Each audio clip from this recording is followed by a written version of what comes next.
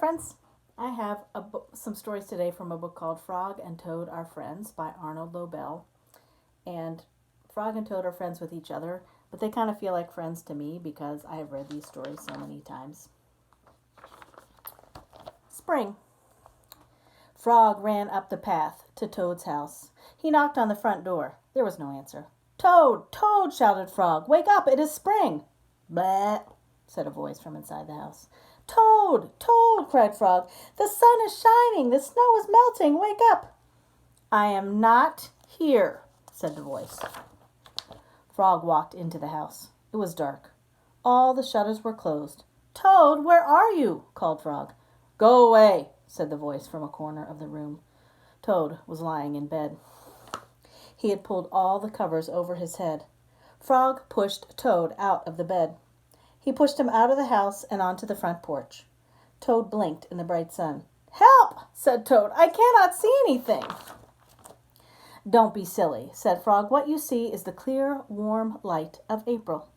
And it means that we can begin a whole new year together, Toad. Think of it," said Frog. "We will skip through the meadows and run through the woods and swim in the river. In the evenings, we will sit right here on this front porch and count the stars." "You can count them, Frog," said Toad. "I will be too tired. I am going back to bed."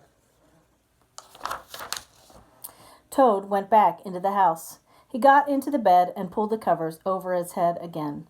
"But Toad," cried Frog, "you will miss all the fun." "Listen, Frog," said Toad. "How long have I been asleep?" "You have been asleep since November," said Frog. "Well then," said Toad, "a little more sleep will not hurt me. Come back again and wake me up about 1/2 May. Good night, Frog." "But Toad," said Frog, "I will be lonely until then." Toad did not answer. He had fallen asleep. Frog looked at Toad's calendar. The November page was still on top. Frog tore off the November page. He tore off the December page, and the January page, and the February page, and the March page. He came to the April page. Frog tore off the April page, too. Then Frog ran back to Toad's bed. "Toad, Toad, wake up! It is May now." "What?" said Toad. "Can it be May so soon?" "Yes," said Frog. "Look at your calendar." Toad looked at the calendar. The May page was on top. "Why, it is May," said Toad as he climbed out of bed. Then he and Frog ran outside to see how the world was looking in spring. The story. One day in summer, Frog was not feeling well. Toad said, "Frog, you are looking quite green." "But I always look green," said Frog. "I am a frog." "Today you look very green, even for a frog," said Toad. "Get into my bed and rest." Toad made Frog a cup of hot tea. Frog drank the tea, and then he said, "Tell me a story while I am resting." "All right," said Toad. "Let me think of a story to tell you." Toad thought and thought, but he could not think of a story to tell Frog. "I will go out on the front porch and walk up and down," said Toad. "Perhaps that will help me to think of a story." Toad walked up and down on the porch for a long time, but he could not think of a story to tell Frog. Then Toad went into the house and stood on his head. "Why are you standing on your head?" said Frog. "I hope that if I stand on my head, it will help me to think of a story," said Toad.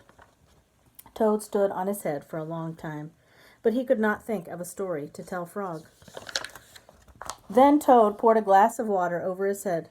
"Why are you pouring water over your head?" asked Frog. "I hope that if I pour water over my head, it will help me to think of a story," said Toad.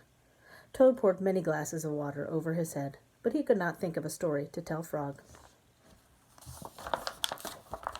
Then Toad began to bang his head against the wall. "Why are you banging your head against the wall?" asked Frog.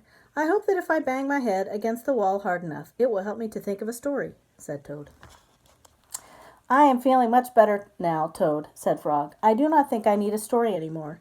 "Then you get out of bed and let me get into it," said Toad, "because now I feel terrible." Frog said, "Would you like me to tell you a story, Toad?" "Yes," said Toad, "if you know one." "Once upon a time," said Frog, "there were two good friends, a frog and a toad. The frog was not feeling well. He asked his friend the toad to tell him a story. The toad could not think of a story. He walked up and down on the porch, but he could not think of a story. He stood on his head, but he could not think of a story.